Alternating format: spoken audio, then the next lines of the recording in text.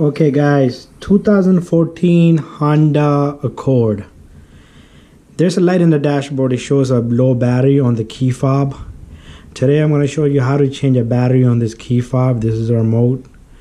And the battery in this goes is, the number is CR2032. This is a very simple procedure. All you do is you're going to push this button in the back forward and the key comes out. Next, you're going to take this key itself and use it as a tool. You're going to put the key right in the center of that gap right there, and you're going to twist it like a screwdriver. Pretty much you're using this as like a flathead screwdriver. So once you do that, that's where you put it right there in the middle. And you twist it, and it pops this key fob open for you. And there's the battery.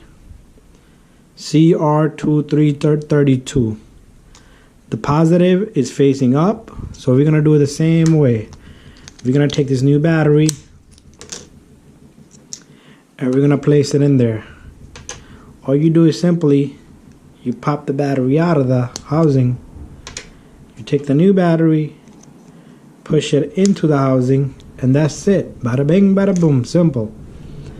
Then you take the fob cover, two covers, you just simply sandwich it together. It clips right in all four sides. Simple. That's how simple it is. You don't have to do anything now. And the light will come on, and this should eliminate the light in the dashboard when it tells you low battery on the fob key. Simple. It's a 2-minute job. Thank you for watching, guys. If you guys need any help, you can comment me or email me. And any other keys, different year, make, and model, I can help you out with. I can simply send you instructions. You don't have to go to dealer, pay 80 bucks.